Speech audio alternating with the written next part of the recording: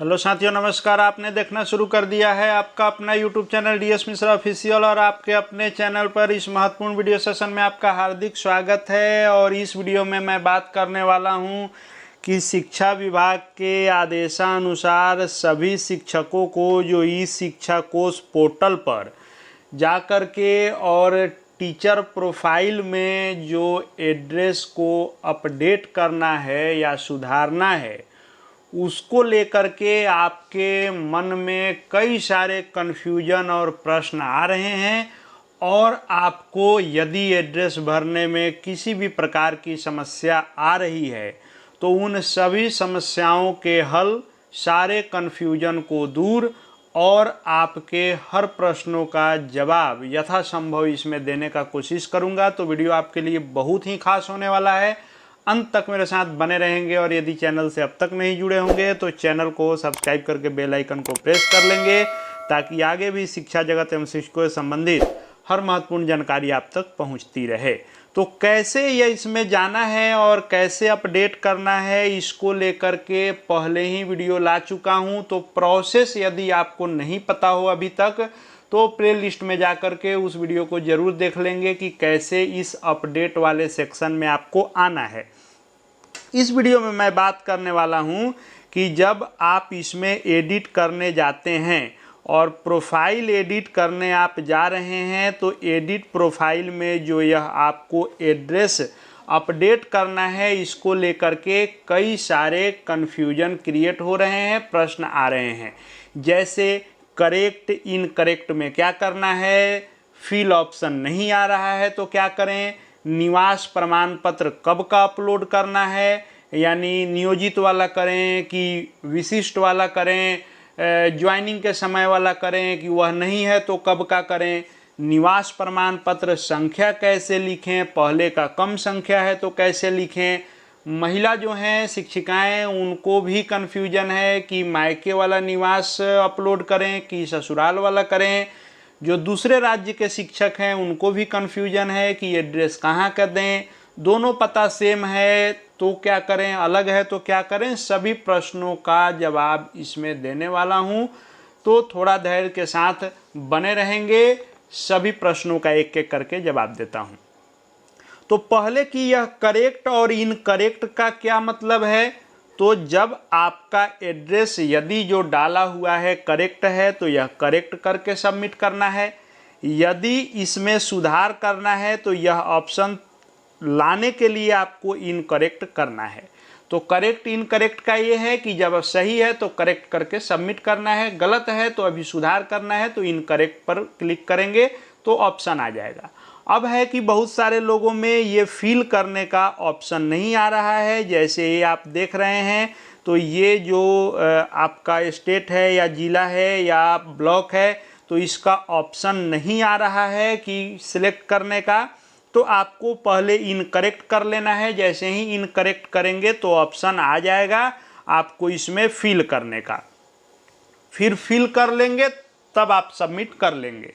अब प्रश्न आता है, जो सबसे ज़्यादा प्रश्न आ रहा है कि निवास प्रमाण पत्र कब का अपलोड करें। जैसे कुछ शिक्षक जो नियोजित शिक्षक थे अब विशिष्ट शिक्षक बन गए हैं या प्रधान शिक्षक बन गए हैं, तो वे ये जानना चाह रहे हैं कि आखिर हम नियोजित वाला करें कि अभी वाला करें।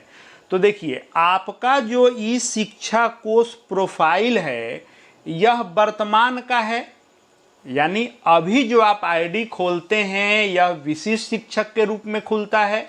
नियुक्ति तिथि आपका विशिष्ट वाला है, इसलिए आप विशिष्ट के समय का बेहिचक निवास प्रमाण पत्र अपलोड कर सकते हैं। अब प्रश्न ये भी आ रहा है कि विशिष्ट में निवास प्रमाण पत्र नहीं लगा था, नहीं भी लगा था, आपके पास वह प्रमाण पत्र है तो आप अपलोड कर दें। अब अगर प्रश्न है कि कोई नियोजित वाला कर दिए हैं तो आप नियोजित के समय का भी कर दिए हैं तो किसी प्रकार का लफड़ा नहीं है, आप बिल्कुल टेंशन नहीं लें। उसके बाद प्रश्न ये आएगा कि यदि मान लीजिए कि निवास प्रमाण पत्र पुराना वाला जो नियोजन के समय हम दिए थे या नियुक्ति के समय दिए थे वह नहीं है, दूसरा हमारे पास है, तो इसमें समय कम मिला है, इसलिए अब नया बनवाने के झंझट में पड़ने से अच्छा है कि आपके पास जो उपलब्ध है उसको आप अपलोड करें। बस अपलोड करने में ये चीज़ ध्यान देना है कि जो आप एड्रेस यहाँ दे रहे हैं उसी एड्रेस का यह निवास प्रमाण पत्र हो। ये निवास प्रमाण पत्र का मूल मोटो यही है कि आप जो एड्रेस दे रहे हैं उसको इस साक्ष्य से वेरीफाई करना है कि आपके पास इस एड्रेस का साक्ष्य है। मेन जरूरी चीज ये है। अब मान लीजिए कि निवास प्रमाण पत्र संख्या का कन्फ्यूजन है कि नया वाला आ रहा है तो इसका डिजिट अधिक रहता है BRCCO करके, और जो है ईस्वी सन उसके बाद जो है संख्या रहती है। पहले जो आता था उसमें 3 अंक 4 अंक होता था, तो जिस समय का जो रहेगा वही आपको डालना है। आप अपने से इसमें संख्या तो बना नहीं सकते हैं, तो जो संख्या होगा डालना है। एक चीज और आ रहा था समस्या कि नया वाला अधिक डिजिट का था, लगभग 17-18 उसमें संख्याएं थी, जबकि इसमें 15 से ज़्यादा नहीं ले रहा था। तो इस समस्या को दूर कर लिया गया है। आपका जो भी संख्या है अब ले रहा है, आप इसमें डाल सकते हैं। अब महिला शिक्षिकाओं के संदर्भ में प्रश्न आ रहे हैं कि निवास प्रमाण पत्र मायके वाला डालें कि ससुराल वाला डालें। तो आप यदि एड्रेस इसमें डाल रहे हैं करेंट वाला, और यदि आप नियोजित से विशिष्ट शिक्षक बन चुकी हैं, तो आप करेंट वाला जो विशिष्ट वाला है, ससुराल वाला यदि बना हुआ है तो उसको आप डाल सकती हैं। यदि आपके पास ससुराल का डोमिसाइल नहीं है, यानी निवास प्रमाण पत्र ससुराल वाला नहीं है, मायके वाला ही है और मायके वाला ही अपलोड कर रही हैं, और मन में यह संशय है कि फिर कहीं मायके स्थानांतरण न हो जाए, तो ऐसी कोई समस्या नहीं है। आप इसमें जो एड्रेस दे रही हैं उसी एड्रेस के साक्ष्य को यहाँ पर आप अपलोड कर दें। यदि आप एड्रेस मायके वाला दे रही हैं तो मायके वाला निवास प्रमाण पत्र, यदि आप ससुराल वाला दे रही हैं तो ससुराल वाला डाल सकती हैं। और आपको यदि नियोजित से आप विशिष्ट बन चुकी हैं तो विशिष्ट के समय का मांगा गया हो या नहीं मांगा गया हो, उस समय का या उससे पहले का भी निवास प्रमाण पत्र है तो आप डाल सकते हैं। अब प्रश्न ये भी है कि जो दूसरे राज्य के शिक्षक हैं वे कहाँ का एड्रेस देंगे और कहाँ का निवास प्रमाण पत्र देंगे। तो आप अपने यहाँ का जो भी आपका एड्रेस है वहाँ का एड्रेस आप देंगे और वहीं का निवास प्रमाण पत्र आप अपलोड करेंगे। आपका पता वहीं है जहाँ आपका घर है और वहीं का साक्ष्य आपको यहाँ दे देना है। इसमें कोई दिक्कत नहीं है। ऐसा नहीं है कि उत्तर प्रदेश का अगर किसी का निवास प्रमाण पत्र है तो उसका स्थानांतरण उत्तर प्रदेश नहीं हो जाएगा। आपका जो एड्रेस है उसका साक्ष्य यहाँ दे देना है। अब बात आती है कि दोनों पता सेम है तो क्या करना है। तो पता यहाँ पर दे देना है और यहाँ पर सिलेक्ट कर दीजिएगा same as a permanent address, तो सभी सेम एड्रेस यहाँ पर ऑटोफिल हो जाएगा। यदि यह दोनों एड्रेस अलग अलग है तब क्या करना है, तो इसमें भी भर देंगे और इसमें भी भर देंगे, उसके बाद सबमिट कर देंगे।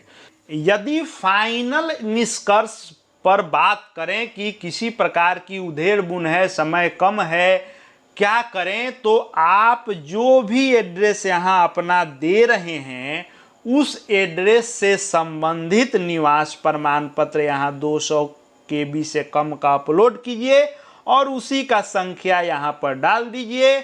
आगे स्थानांतरण के समय सारी चीज़ें आपसे फिर से मांगी जाएगी, पूछी जाएगी, इसलिए इतना जो है पैनिक नहीं होना है। आपके पास जो उपलब्ध है, जो एड्रेस आप दे रहे हैं उसी के अनुरूप इसमें डालिए, ज़्यादा पैनिक होने की आवश्यकता नहीं है। आशा है बहुत सारे कन्फ्यूजन क्लियर हुए होंगे। फिर भी किसी प्रकार के प्रश्न हैं तो कमेंट बॉक्स में अपने प्रश्न को रख सकते हैं, यथासंभव उस प्रश्न के जवाब देने की कोशिश की जाएगी।